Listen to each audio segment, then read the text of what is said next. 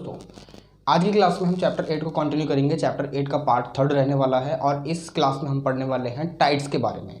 Tides क्या होते हैं, टाइड्स काफ़ी डिटेल में जाकर पढ़ेंगे, काफ़ी सारी चीज़ों को समझेंगे टाइड्स से रिलेटेड। और ये चैप्टर जो 8 है उसका 3rd पार्ट रहेगा, ठीक है। और इस वीडियो में हम काफ़ी सारी जो इंटरेस्टिंग चीज़ें हैं वो भी जानेंगे, क्योंकि जो ज्योग्राफी है इट सेल्फ ही काफ़ी इंटरेस्टिंग रहती है। काफ़ी सारी चीज़ें आपको इसमें समझानी पड़ती हैं, ठीक है, क्योंकि ये फिजिकल ज्योग्राफी है, ये ह्यूमन ज्योग्राफी नहीं है। यहाँ पर हम जो ह्यूमन से रिलेटेड चीज़ों को डिस्कस नहीं कर रहे हैं, यहाँ पर हम फिजिकल फिनोमिनास देख रहे हैं जो अर्थ पर नेचुरली अकर होते हैं बाय दी जो अदर प्लानिटरी बॉडीज़ हैं, यानी जो सेलेस्टियल बॉडी भी हैं उनके द्वारा भी, ठीक है।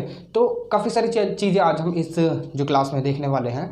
बेसिकली टाइड्स के बारे में पढ़ेंगे और करंट के बारे में पढ़ेंगे, मगर उससे अलग जो चीज़ें हैं, चैनल को कर दीजिए सब्सक्राइब और वीडियो कर दीजिए लाइक और अपने दोस्तों के साथ भी शेयर कर दीजिए, ताकि उनको भी इस चीज़ का थोड़ा सा बेनिफिट मिल सके जो NIUS से geography as a subject pursue कर रहे हैं, ठीक है। तो उनको भी थोड़ा सा लाभ मिलना चाहिए। तो चलिए चालू करते हैं वीडियो को। स्वागत है आपका इन्फॉर्मेशन ज्ञान में, मैं हूँ आपका दोस्त अरुण।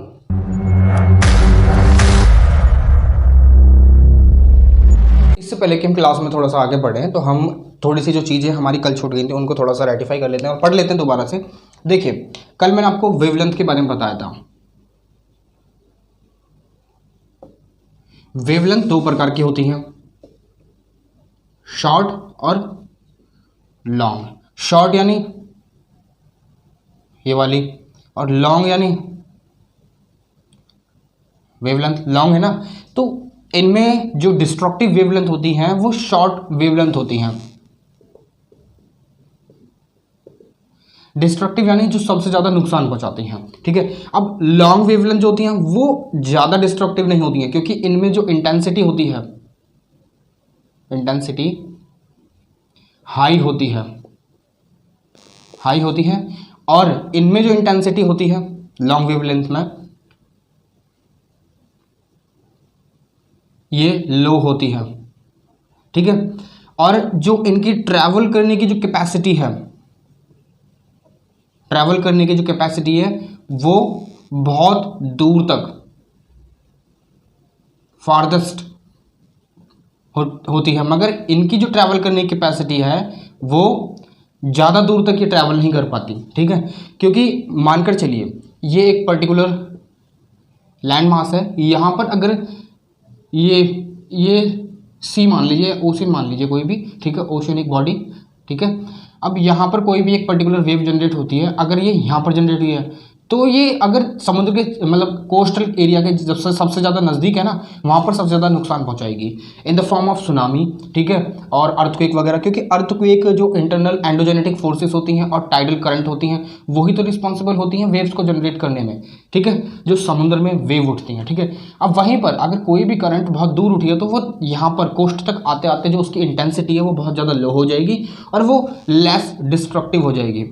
वेवलेंथ हम खाली ये जो समुद्र में उठने वाली वेव्स हैं उसी में कंसीडर नहीं करते हैं। यहाँ पर माइक्रोवेव और रेडियो वेव, माइक्रोवेव, आपने नाम सुना होगा इन सारी चीज़ों का। तो यहाँ पर भी वेव्स होती हैं, इनमें भी शॉर्ट और लॉन्ग लेंथ होती है, ठीक है। तो ऐसी ही चीज़ें, ये चीज़ आपको कल शायद नहीं बता पाया था, ठीक है। तो यहाँ पर मैंने आपको बता दिया कि इंटेंसिटी जो लो वेव होती है, यानी जो शॉर्ट वेव होती है उनकी इंटेंसिटी ज़्यादा होती है, और जो लॉन्ग वेवलेंथ होती है उनकी इंटेंसिटी कम होती है। ये डिस्ट्रक्शन कम करती है इन द सेंस, ठीक है, और ये ट्रैवल बहुत दूर तक कर पाती हैं, ठीक है। तो ये था वेव्स के बारे में। अब बढ़ते हैं हम, हमारा जो कॉन्सेप्ट है टाइड्स, ठीक है। अब आपको ये तो पता ही होगा कि टाइड्स जो हैं हमें हमारी अर्थ पर देखने के लिए मिलते हैं। अब उनसे काफ़ी सारी चीज़ें जनरेट होती हैं, हम उनका काफ़ी अच्छे तरीके से यूटिलाइज भी कर सकते हैं आज के समय में। जब जैसे कि 1750 में इंडस्ट्रियल रेवोल्यूशन चालू हुआ था, कहाँ पर, इंग्लैंड में, ठीक है। तो जब से लेकर आज तक टेक्नोलॉजी में काफ़ी ज़्यादा डेवलपमेंट हुआ है। और बात करें यूटिलाइजेशन की, टाइड्स की, तो वहाँ से अब तक हमने टाइड्स का काफ़ी अच्छे तरीके से यूटिलाइज करा है एनर्जी को जनरेट करने में, ठीक है। एनर्जी वो मैं आपको आगे बताऊंगा कैसे जनरेट करते हैं, मगर हम टाइड्स के देख लेते हैं, टाइड्स को देख लेते हैं। पहले देखिए टाइड्स की बात करें तो टाइड्स भी दो बार घटित होते हैं। दो कैसे कि, देखिए पहले ये टाइड्स होते क्यों हैं, मानकर चलिए ये जो ना हमारी अर्थ है, ठीक है, ये इसकी एक बॉडी है, ठीक है, ये मतलब मून है, मून, उपग्रह, ठीक है, उपग्रह है अर्थ का उपग्रह ये मून है, ठीक है। अब यहाँ पर मान लीजिए ये सन है। अब देखिए हमें एक चीज़ तो पता है, एक कॉन्सेप्ट जो कि है ग्रेविटेशनल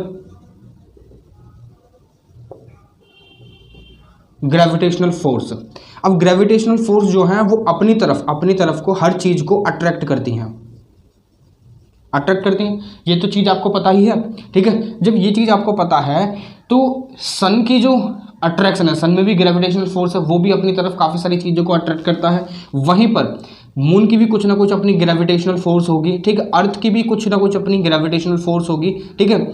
जो कि अर्थ जो है, अर्थ जैसे कि हम हैं, हम अर्थ पर चल क्यों पाते हैं, क्योंकि यहाँ पर जो है ग्रेविटेशनल फोर्स पाई जाती हैं। इसलिए अगर ग्रेविटेशनल फोर्स को यहाँ से हटा दिया जाए, एब्सेंट कर दिया जाए, तो हम जो एयर है ना, एयर उसमें फ्लो करने लगेंगे, उड़ने लगेंगे, ठीक है। हम जमीन पर पैर नहीं रख पाएंगे। अब वहीं पर मून की भी कुछ ना कुछ ग्रेविटेशनल फोर्स होगी, ये भी जो इसके आसपास चीज़ें हैं उनको अपनी तरफ खींचेगा, ठीक है। अब हम अर्थ में, आपने सुना होगा कि काफ़ी टाइम सैटेलाइट्स वगैरह हम मतलब भेजे जाते हैं अर्थ के बाहर, ठीक है, स्पेस में।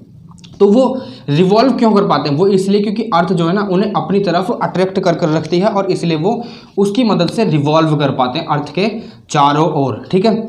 ऐसे ही जब टाइडल का फिनोमेना होता है ना, टाइड का फिनोमेना होता है, एक मिनट देखिए, टाइड जो होते हैं, यहां पर अर्थ है और यहां पर है सन। ग्रेविटेशनल पुल इधर की साइड भी हो रहा है, मतलब ये अपनी तरफ चीज़ों को खींच रहा है, तभी तो ये अर्थ भी सन के चारों ओर घूमती है। यू गॉट इट, ठीक है। इसीलिए घूम पा रही है, जैसे कि अर्थ के चारों ओर सैटेलाइट्स मूव करते हैं और अर्थ का जो खुद का उपग्रह है वो भी मूव करता है, मून। अब देखिए मून जो है अपनी तरफ भी कुछ ना कुछ जो ग्रेविटेशनल पुल लगा रहा होगा, ठीक है, ठीक है। अब ऐसे ही अर्थ की भी कुछ ना कुछ होगी और सन की भी कुछ ना कुछ होगी, ठीक है। अब यहाँ पर ग्रेविटेशनल पुल तो मतलब यहाँ पर सेंट्रीफ्यूगल फोर्स अप्लाई होता है। अब वो क्या होता है, जो सेंटर की तरफ लगता है, क्योंकि यहाँ पर कोर में gravitational forces, magnetic field generate होती हैं, ठीक है। वही ग्रेविटेशनल फोर्सेस का काम करते हैं जो अपनी तरफ चीज़ों को अट्रैक्ट करती हैं, ठीक है।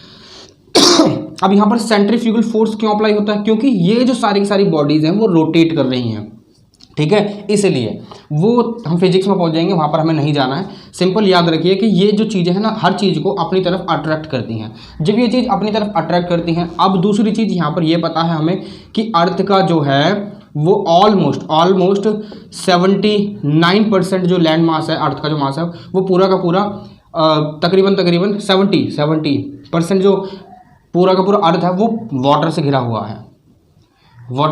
है, घिरा हुआ है ना। तो ऑलमोस्ट जब हम बात करते हैं वाटर की, तो अर्थ के ऊपर जो वाटर है, अब वो मोबाइल है, मूव करता रहता है, उसको कोई मतलब लैंड मास तो है नहीं जो एक ही जगह पर टिक रहा है, जैसे कि हमारे कॉन्टिनेंट्स होते हैं, ठीक है। लैंड मास जो एक ही जगह पर स्थित है, स्टैटिक है, ऐसा तो नहीं है। मगर यहाँ पर जो पानी है वो तो मूव कर सकता है ना, फ्रीली मूव कर रहा है। तो यहाँ पर जब चंद्रमा के द्वारा अपनी तरफ अट्रैक्ट करा जाता है ना, तो पानी जो है वो इस तरीके का हो जाता है, यूं, ठीक है। ये बात समझ में आई आपको? अब जब सन अपनी तरफ अट्रैक्ट करता है, अपनी तरफ अर्थ को अट्रैक्ट करता है, तो कुछ इस तरीके का हो जाता है, इस तरीके का। तब यहाँ पर ये जो पुल दिखाई देता है ना, ये पुलिंग दिख रही है, पुलिंग मतलब अपनी तरफ खिंचाव, ठीक है। तो इसी को बोलते हैं टाइड्स। हमें फिर जब ये चीज़ होती है ना, तो हमें अर्थ पर जो महसूस होती हैं वो बड़ी बड़ी लहरें महसूस होती हैं, ऊंची ऊंची लहरें होती हैं महसूस। तो इनको ही नाम दिया गया है। पहली जो है वो हाई टाइड और दूसरी है हमारी लो टाइड। अब समझ लेते हैं दोनों को एक एक कर, ठीक है। देखिए ये चीज़ आपको समझ में आ गई, ग्रेविटेशनल फोर्स वाला सारा कॉन्सेप्ट, ठीक है। अब देखिए यहाँ पर सपोज कि ये सन है, ये अर्थ है और ये मून है, ठीक है। अब देखिए, तो देखिए ये जो अर्थ है और ये मून, ये सन, ठीक है। मैं लिख देता हूँ, अर्थ, मून एंड सन। जब मून और सन अर्थ की सेम लकीर पर, लीनियर इक्वेशन में होंगे, सेम दिशा में होंगे, तब इनकी जो ग्रेविटेशनल फोर्स है मिक्स हो जाएगी और अर्थ पर टाइड जनरेट होने लगेंगे। ठीक है, ये कब होता है? देखिए यहां पर एक और चीज, हाई टाइड को बोला जाता है फ्लो टाइड या फ्लड टाइड, इसको बोला जाता है एब टाइड, लो टाइड को। ठीक है, अब यहाँ पर जब ये दोनों एक साथ अपनी मैग्नेटिक फील्ड, अपनी जो ग्रेविटेशनल फोर्स एक्सर्ट करेंगे किस पर? अर्थ पर, तो अर्थ का जो वाटर, जो मोबाइल है, आपको तो पता ही है ना कि जो वाटर है वो फ्रीली मूव करता रहता है एक जगह से दूसरी जगह पर with the help of ocean currents, उसके बारे में भी हम आगे पढ़ेंगे। ठीक है, समझाऊंगा मैं आपको।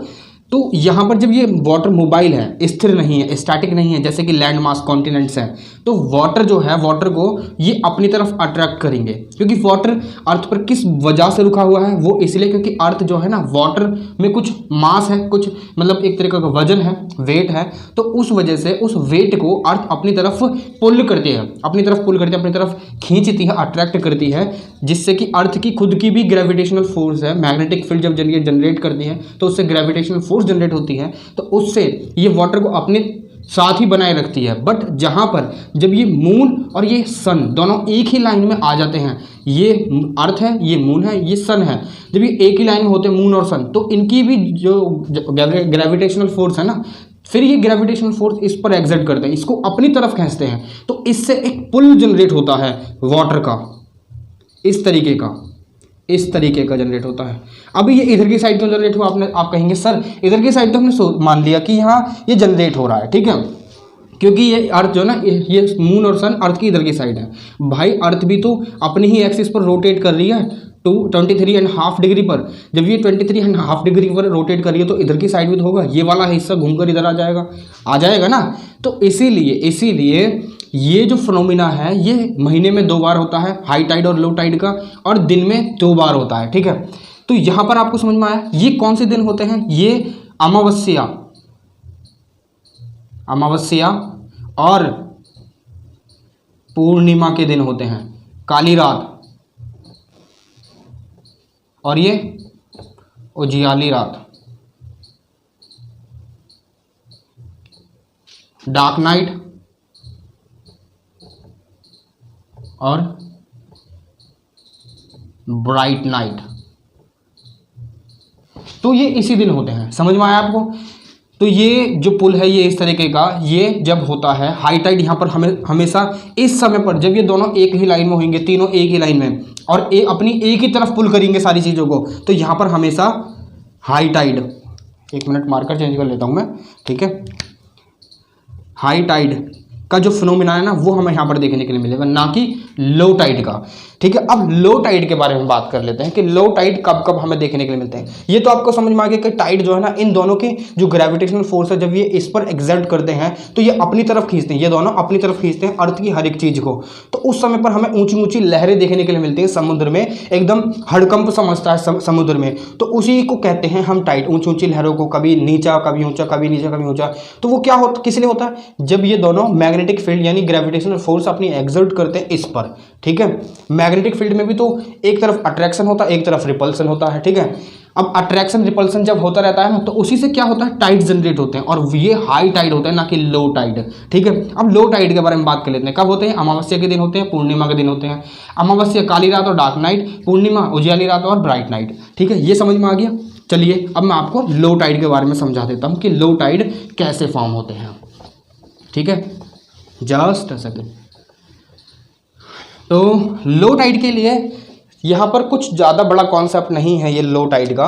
देखिए, ये हमारा अर्थ है, ठीक है, अर्थ, और ये हमारा मून है अर्थ का, जो खुद का सेलेस्टियल बॉडी खुद, ठीक है, और ये हमारा जी सन है, सन, ठीक है, सूर्यदेव, और ये चंदा मामा, और ये धरती माता। ठीक है, अब देखिए लो टाइड कैसा होगा। यहाँ पर ये अपनी तरफ खींच रही है, ये अपनी तरफ खींच रहा है, ये अपनी तरफ खींच रहा है। समझ में आया? यहाँ पर इसके वाटर को ये यहाँ पर जब खींचेगा अपनी तरफ, सन खींचेगा। देखिए सन की जो दूरी है वो अर्थ से काफ़ी मतलब दूर है sun in comparison to this body this moon.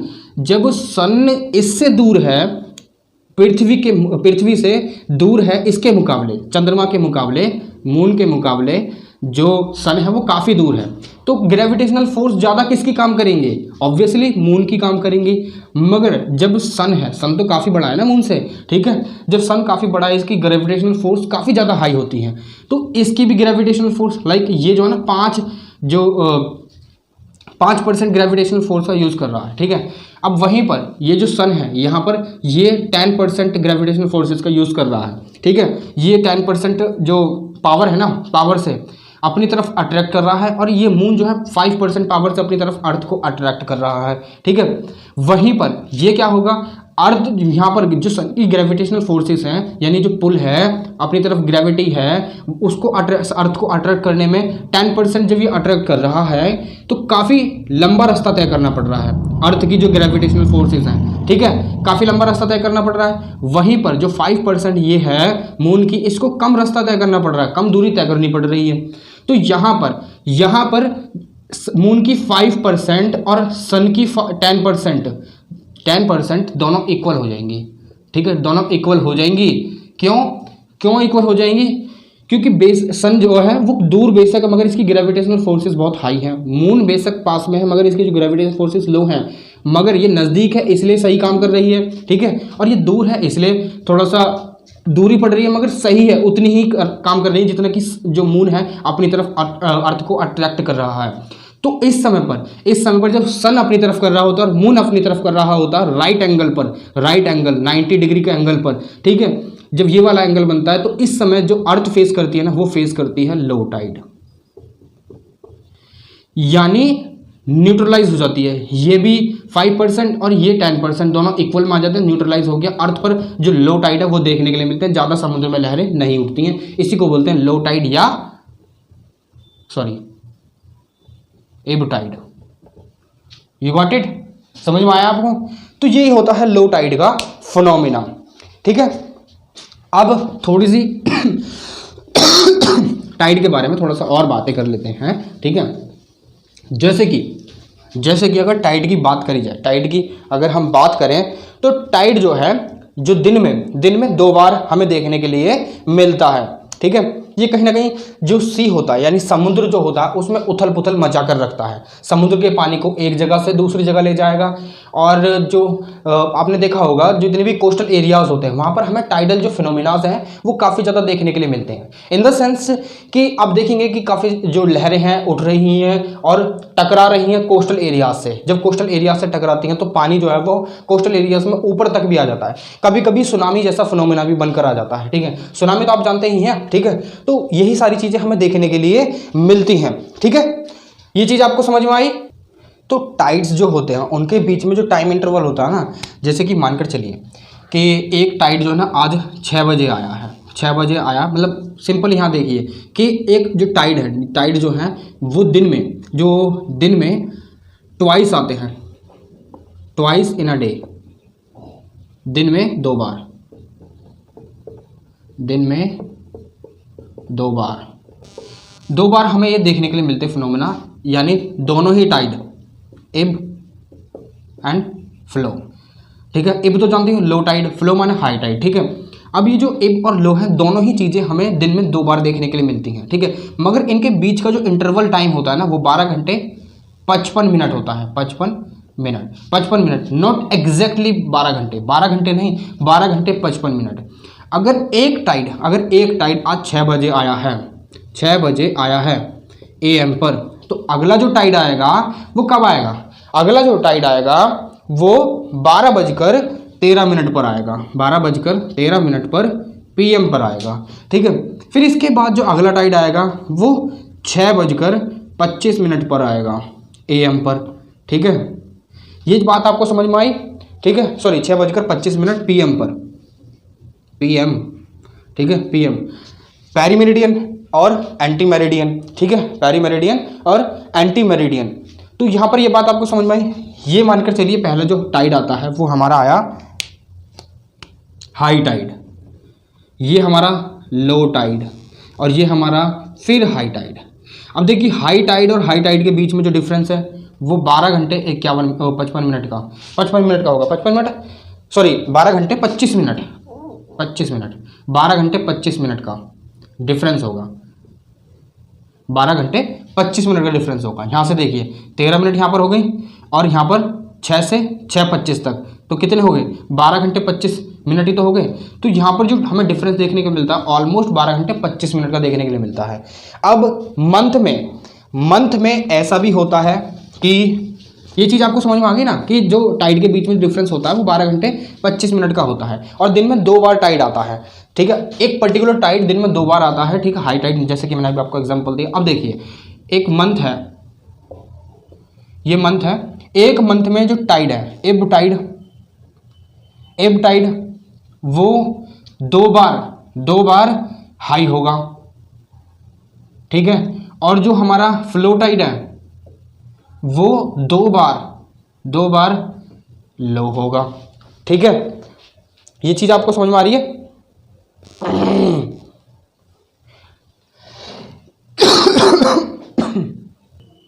और वहीं पर जो एक महीने में ही, उसी महीने में जो फ्लो टाइड है वो हायर होगा ट्वाइस, ठीक है, ट्वाइस इन अ मंथ, ठीक है। ये बात ध्यान रखिएगा, महीने में 2 बार।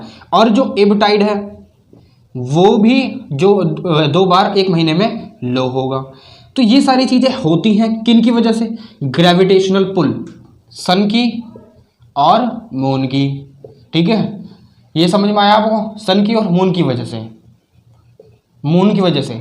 अब देखिए ये दोनों चीजें तो अफेक्ट करती हैं टाइड्स को आने में और टाइड्स को ले जाने में, ठीक है। मगर जो मैंने अभी आपको बताया कि जो सन की जो डिस्टेंस है, सन की अर्थ ये है तो यहाँ सन है, इसकी जो डिस्टेंस है ना ये भी मैटर करती है, ठीक है, ये भी मैटर करती है। ये बॉडीज तो मैटर करती हैं, मून, अर्थ और सन, इनकी जो डिस्टेंस है ये भी मैटर करती है टाइड्स को हाई और लो बनाने में, ठीक है। ये समझ में आया आपको? और दूसरा देखा हमने टाइड्स जो आते हैं, टाइडल इफेक्ट बोलते हैं वैसे तो इसे, ठीक है। अब जो वाटर है वो भी तो कहीं ना कहीं टाइडल इफेक्ट में मदद करता है। क्यों? अगर वाटर मोबाइल ही नहीं होता, मोबाइल यानी मूवमेंट ही नहीं होती उसकी, तो क्या टाइडल इफेक्ट हमारी धरती पर देखने के लिए मिलता? नो, नेवर, ठीक है। तो कहीं ना कहीं जो ओशन वाटर है वो भी हमें इस चीज का पता चलवाता है कि जो ग्रेविटेशनल फोर्सेस हैं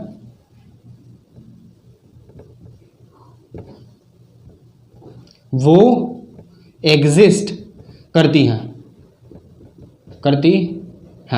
ठीक है। तो ये चीजें हमें पता चलती हैं किससे? टाइडल इफेक्ट से ही, ठीक है। तो ये चीज होगी आपकी टाइड्स, क्या होते हैं और कैसे होते हैं, ये चीज आपने समझ ली। अब दूसरी चीज ये है कि अगर टाइड्स हैं तो इनके हमारी लाइफ में यानी अर्थ पर या जो मरीन लाइफ है उस पर क्या क्या प्रभाव पड़ते हैं और हम इनका किस किस तरीके से यूज कर पाते हैं, ठीक है। तो ये मैं अभी आपको बताने वाला हूं। तो अब इनकी देख लेते हैं हम इफेक्ट्स की ह्यूमन लाइफ पर क्या होते हैं, ठीक है। पहली चीज कि अगर कोई भी एक particular, just a second, marker change कर लूं, पोर्ट वाला एरिया है, पोर्ट एरिया, लाइक अगर मान लें कि हल्दिया पोर्ट कहां पर स्थित है, ये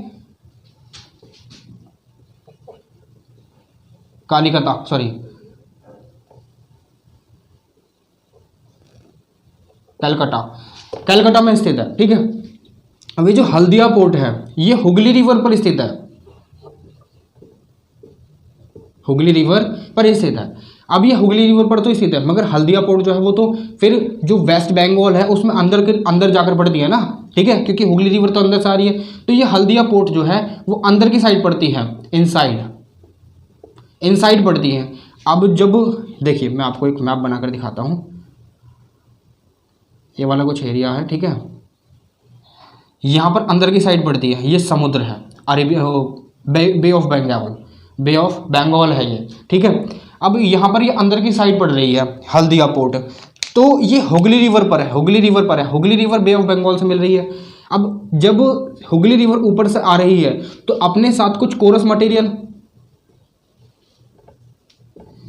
मटेरियल तो लेकर आ रही होगी, जो यहाँ पर डिपॉजिट कर रही है और डेल्टा बना रही है, ठीक है, डेल्टा बना रही होगी।